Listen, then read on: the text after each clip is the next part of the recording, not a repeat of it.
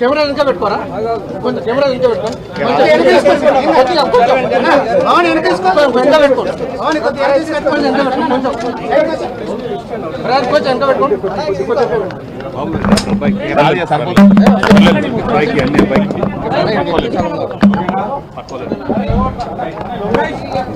రెడీయా? దశాబ్దాలుగా దగాకు గురై అన్యాయానికి గురై నెత్తురు మండిన ఒక జాతి ఎత్తిన జెండా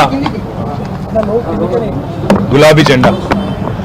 సరిగ్గా 25 సంవత్సరాల కిందట త్యాగాల పునాదుల మీద ఆనాడు తనకు అప్పుడున్న పార్టీ ద్వారా సంక్రమించిన డిప్యూటీ స్పీకర్ పదవికి, శాసన సభ్యత్వానికి, అట్లాగే పార్టీలోని రాష్ట్ర బాధ్యతలకు అన్నిటికీ కూడా గుడ్ బై చెప్పి తెలంగాణ రాష్ట్రం ఏర్పడితేనే ఒక స్వీయ రాజకీయ శక్తిగా తెలంగాణ ప్రజలు ఎదిగితేనే ఈ ప్రాంత సమస్యలకి చరమగీతం పాడొచ్చు, శాశ్వతంగా ఈ ప్రాంతం గతంలో ఏదైతే సిరి సంపదలతో తులతూగిందో అట్లా మళ్ళీ ఉద్భవించవచ్చు అనే ఆలోచనతో పెద్దలు కేసీఆర్ గారు ఆనాడు 25 వసంతాల కిందట పార్టీని ఏర్పాటు చేసి కొండా లక్ష్మణ్ బాపూజీ గారు ఇచ్చిన ఆశ్రయం జలదృశ్యంలో జెండా ఎత్తిన విషయం మీకు తెలుసు.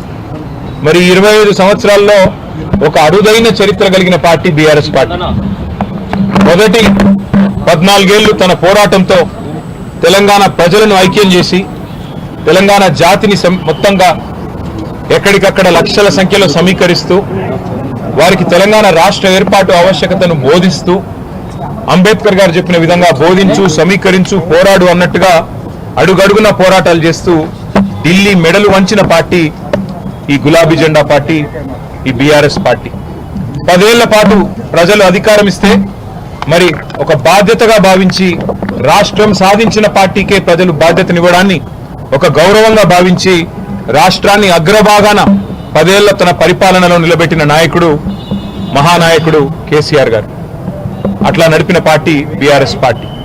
అదేవిధంగా గత 2.5 సంవత్సరాలుగా ఈ దుర్మార్గ అరాచక పాలనకు వ్యతిరేకంగా తెలంగాణలోని కోట్లాది మంది అణగారిన వర్గాల తరపున, అణగారిన ప్రజల తరపున ఇవాళ వారి గొంతుకై నిలుస్తున్నది బీఆర్ఎస్ పార్టీ. ఆనాడు 14 ఏళ్లు ఉద్యమ పార్టీగా, 10 ఏళ్లు అధికార పార్టీగా, గత 2.5 ఏళ్లు ప్రతిపక్ష పార్టీగా అన్ని పాత్రలు, ప్రజలిచ్చిన ప్రతి పాత్రను సమర్థవంతంగా పోషిస్తూ ఇవాళ భారతదేశ చరిత్రలోనే అతి కొద్ది పార్టీలు, 25 వసంతాలు పూర్తి చేసుకున్న పార్టీలు వేళ్ల మీద లెక్కబెట్టదగ్గ సంఖ్యలో ఉంటాయి.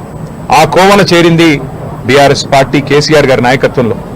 మళ్ళీ ఒకసారి ఈరోజు పునరంకితం అవుతున్నాం.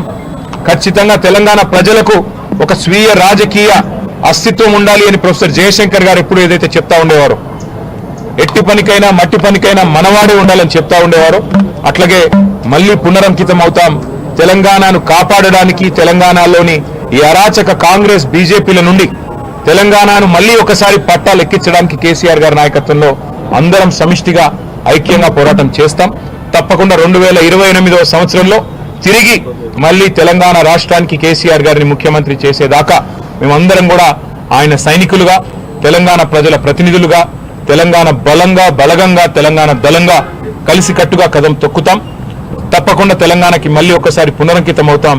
ఈ పవిత్ర రోజున, పార్టీ ఆవిర్భవించిన ఈ పవిత్ర రోజున, 25 వసంతాలు పూర్తి చేసుకున్న ఈ రోజున తప్పకుండా మాకు మరింత ఉత్సాహం, మరింత ఉత్తేజం ఇవ్వడానికి మా నాయకుడు కేసీఆర్ గారు ఇప్పుడు మధ్యాహ్నం 2 గంటలకి రాబోతా ఉన్నారు. వారి రాక కోసం, వారి దిశానిర్దేశం కోసం తెలంగాణలోని లక్షలాది మంది గులాబీ దండు ఎదురు చూస్తా ఉన్నారు.